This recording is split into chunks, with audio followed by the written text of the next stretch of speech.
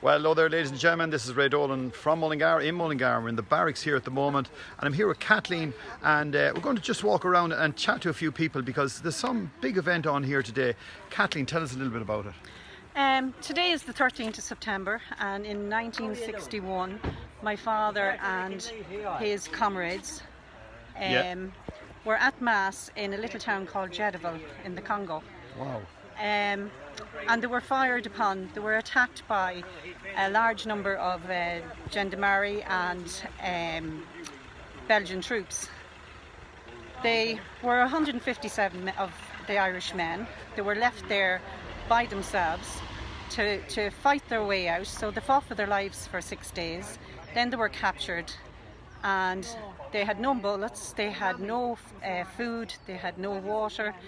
The heat was unbelievable. There was soldiers there as young as 16 years old, so you can imagine what their experiences was.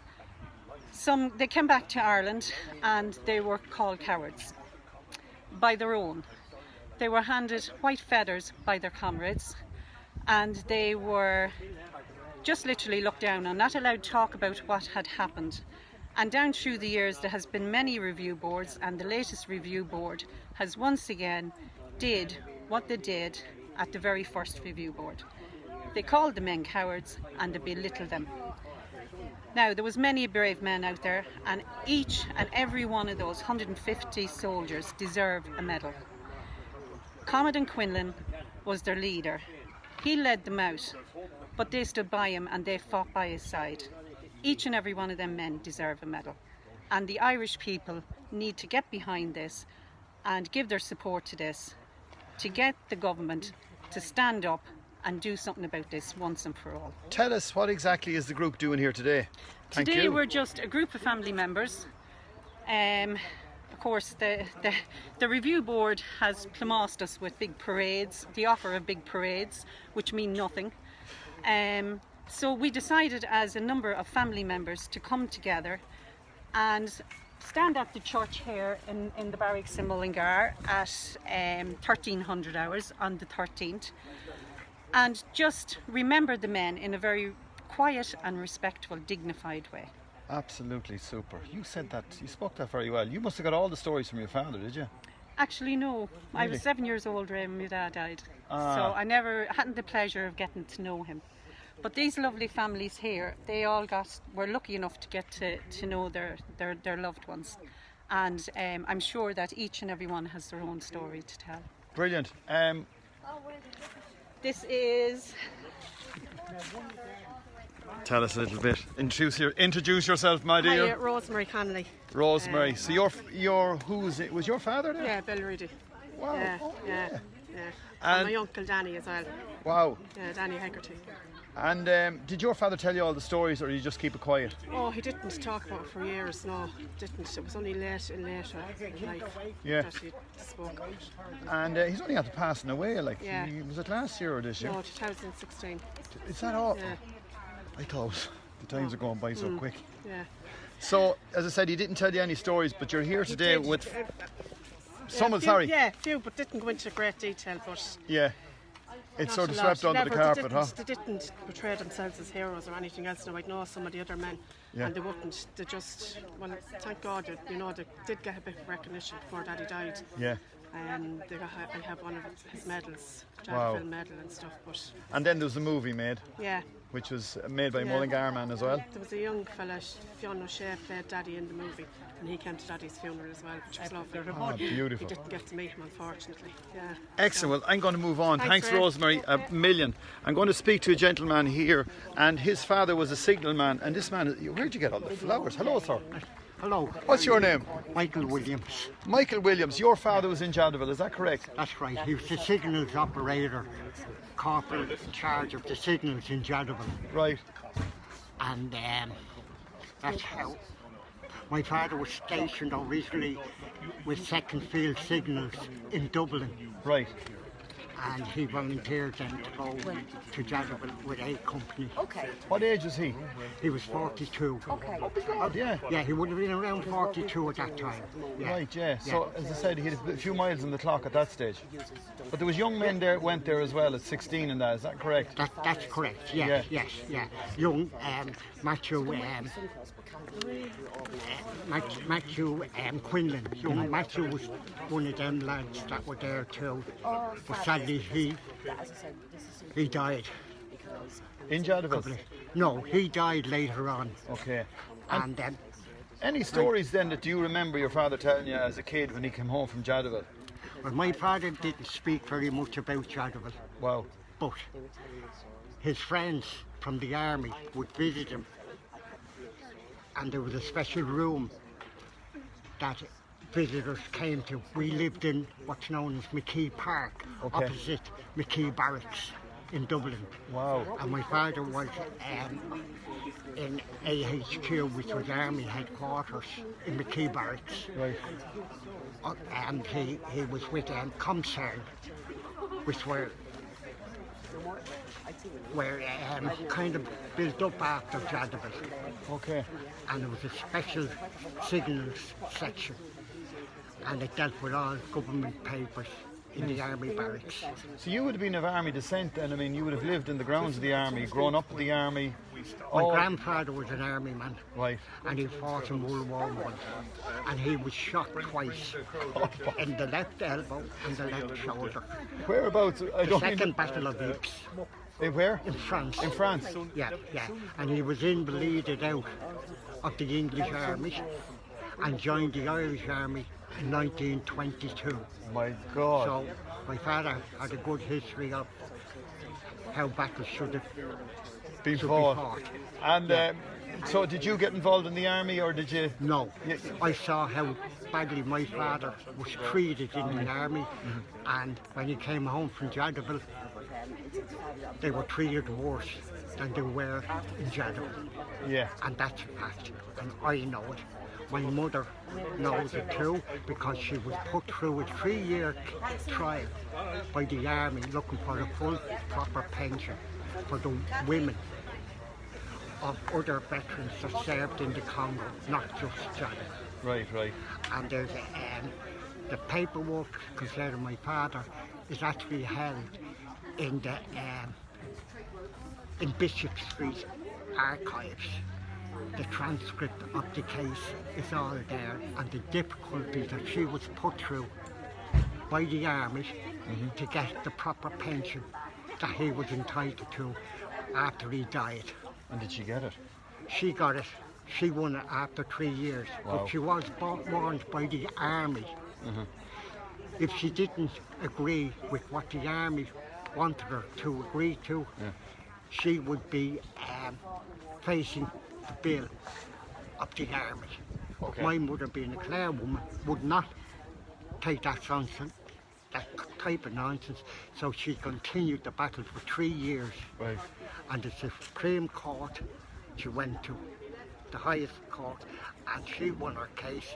And it also, before the case was finished, the army withheld all military papers belonging to my father during the case until they were ordered to hand over my mother's the papers belonging to my father in connection with the his medical files.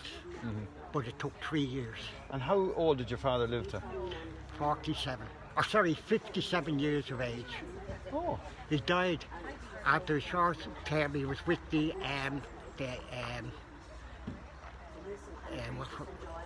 he was in Cyprus in 1967. Right.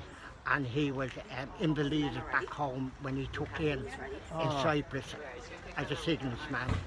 And 11 years later, he was dead. Oh, that's sorry to hear now that. And the contribution to that death was to do with his illness, which he would have picked up from the Congo. Oh. And that's all in the file that's held in Bishop Street archives, My God. in the National Archives in Bishop Street. They're not in the Army archives, they're in Bishop Street, for whoever wants to know. So that took 3 years for my mother to get what she fought for, but she had to fight all the way. But she's a good, clear woman. Tell me, As all the women, not all Clare, they weren't all Clare, but the only ones that could speak for the men. Yeah. And even to this day, a soldier is not allowed to say anything, but the wives do it all for them. Ah, yes, indeed. Do you know what I mean? Or otherwise they'll be reprimanded, and it'll go further. Sort of Well, we're thing. here today to celebrate Yes. all that, and it seems this was the day that they were at Mass, and Yeah. we're going to have Mass here today in Yeah. the church, this Yeah. fantastic, well, it's a fantastic place, it's a Yeah. historic place that we're in today, Yeah. the Mullingar Army Barracks, Yeah. Columb Barracks, Yeah, yeah. and look, thanks a million And for I'm coming looking down. forward to it. I enjoyed the journey down, Yeah. and I'll take my time going home tomorrow morning. Excellent. That's You're going what to stay I'll the do. night? I'm going to stay over the night. Brilliant. Yeah, and it's lovely to see all the relatives of the deceased here today. Well, look, we have TY down here as well, and Could I just give a mention yeah. there to Marty O'Connell, who's in Australia, oh wow, right? Yeah. Now, Marty, one of these is for your family brilliant. on behalf of Michael Williams. Okay, Marty? If you get Marty to go to Ray Dolan from Mullingar in Mullingar Facebook page, he'll be able to see this. Thank you very much. I'll Thank shake you. your hand, but you have too many Thank you. flowers. Yeah, indeed. There you are, folks, coming to you live and getting some history of Jadaville. And as I said, TY is here as well from the school, St. Finian's, and everyone is heading down for, there's the bells going, everyone is heading for Mass. And we're going to have Mass down here in the church. It's an absolute beautiful church here as well. And I might get a little chat with another lady here. Hello, my dear. Introduce yourself. We're going live here, and we were chatting to different people here today. Your connection to Jadaville. Yeah, my brother Matthew Quinlan was in Jadaville. He was 16 years old, and he spent his 17th birthday in captivity after the battle. Wow. And we're just here today because it's exactly 60 years ago today that they were attacked, and we just want to remember them with pride and love and dignity. And your name is? Bernadette. Bernadette. Quinlan. You're down for the night anyway? No, just for the day. Just for the day. Just Well, for the day. great to know and great to meet you as Thanks, well. Ray. Thanks very much. I will continue on Thank with you. a quick hello to Kathleen, I'm going to call the students up. This gentleman wants the family members. Paula. So Hello. how's it going? It's going really, really well here today. It's lovely to see everyone here. We've a lot of people down from different parts of the country as well. Yeah. Remembering their relations and everyone who was involved in Jadaville. Exactly, because these men were heroes, and to this date, they haven't been acknowledged as heroes. So today is just such a lovely thing with people from Westmeath, from Mullingar, with family members, all who deserve to be here, and just to commemorate their own families. And just to celebrate it. We've also got a lot of students here today, and the reason behind that is they need to remember this history too. This is not stuff that's taught in schools. So coming here to listen to these stories, it'll give them an education that they've never had. They don't realise how young these children were. Some of the kids that are here today are older than the family members that were at Yeah. Jadaville. So I think that's important for them. Brilliant. Well, look, thank you very, very much No indeed. problem, no problem. As I said, so we might go and chat to some of these. Hello, lads. How's it going? Great. We're going live on from Mullingar in Mullingar. Great to have you on board. St. Finian's are on board. Do you know anything about Jadaville? He does. You probably don't. I know a little bit now. Do you know any relations that were there or any people from Mullingar that was there? No. Is this Instagram Live? This is no Facebook Live. Oh, yes. So, do you know anything about Jadaville? No, I won't have a clue. Anyway, if you go back and look, there's loads of history a man's after chatting to me about and what they went through in Jadaville. So you'll be able to chat to them in person anyway, and I'll continue on because I'm interrupting, I think. You've got a good few viewers there, sir. Yeah, I hope I have. Will you join my Facebook page? Oh, will you? Were in Mass, and they were attacked by a number of Belgians and Gendarmerie, which are troops that were in the Congo at the time, in a little town called Jadaville. If you can imagine, who here is 16 years old? Can you imagine being in a land that you don't know the language? You're out in the field, there hasn't been grass on it, and you were picking your hand. And you're picking this,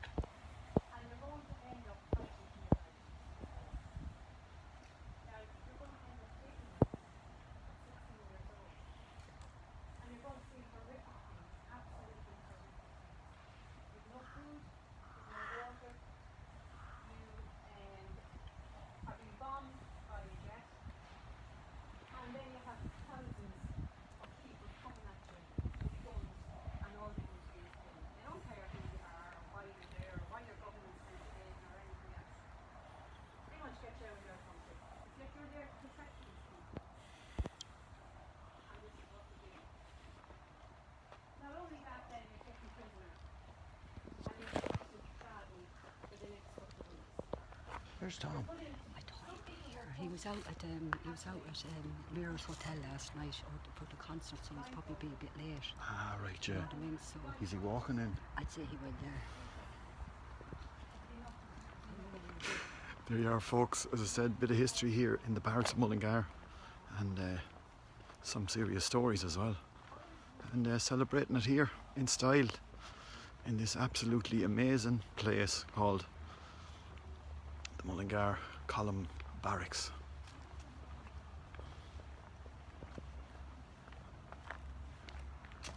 Bye for now.